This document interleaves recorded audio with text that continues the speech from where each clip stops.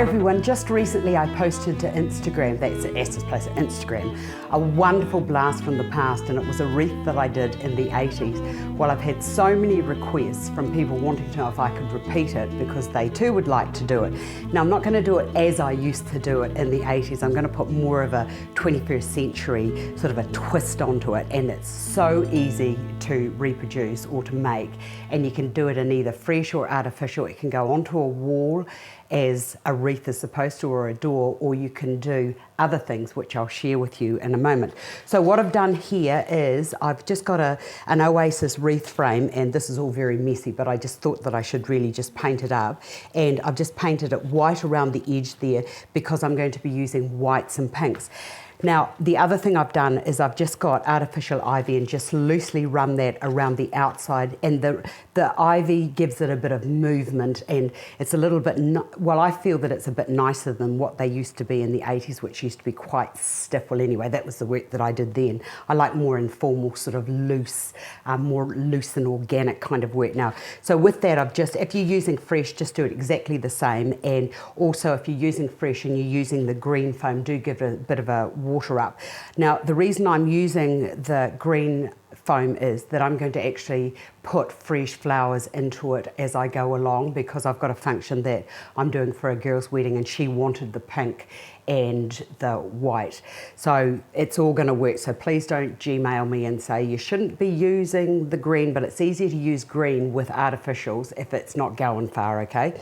Right, I've got some lovely little red pink rosebuds, which I picked up not so long ago. For this type of wreath, you're going to need quite a few of them, and there's 12 in here, so I've actually got about 24, maybe possibly even more, that I've cut to around about 2 inches in length or a couple of centimetres.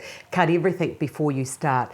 Now, to go with that, you could either use the gypsophila, but for the form that I want to do for this function coming up, I'm not going to use that. I'm actually going to use this here, which looks like elderflower, which I think is a little bit more natural, it's more organic, and it's got a little bit much more form to it, and it's not as, I think that sometimes when I'm working with gypsophila, it can be really kind of sort of like white and blobby and dominating, whereas this, because it's sort of all, the flowers are all splayed out, is going to give me more movement. Right, to start with, cut all of your elderberry to around about the same length, which I've done here, and I'm just going to just push that around the outside of my wreath. I'm not caring about the bits that sort of stick up, they'll be fine for now. I can easily fix those in due course, and because it's artificial, I can give it a bit of movement. Now, for those who have been asking where do I get my artificial forms from, I'm still on the hunt to find a supplier that will supply in small quantities.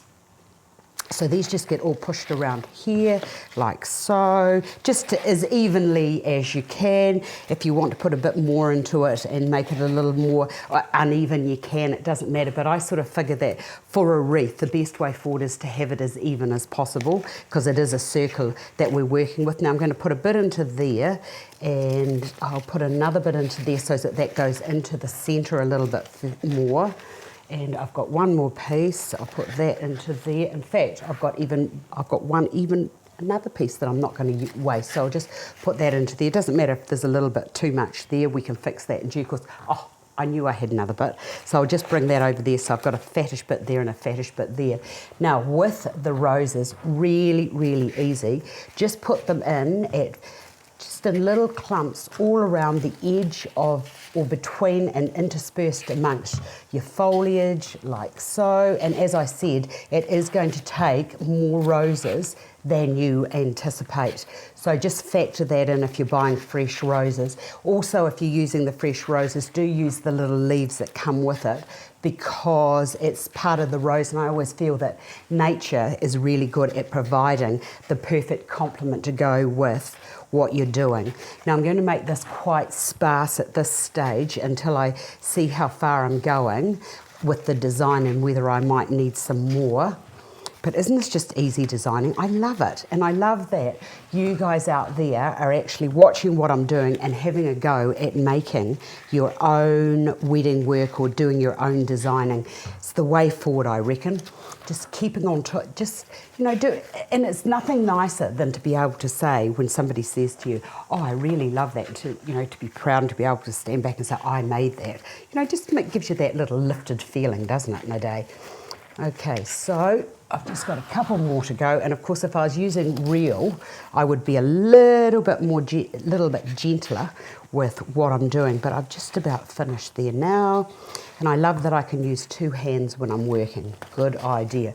Right, there we have the wreath finished, and I could put some more into it if I wanted to, but I think that for now that will be fine. So that can just be hung onto a door or onto a wall. If you're having a function and you want to use a wreath, why not get a nice cake plate and then stick that up onto the plate? You'd have to possibly just bend those bits down so that they splay down. You could even have more ivy so that it went down onto your placement surface. So how easy is that to reproduce?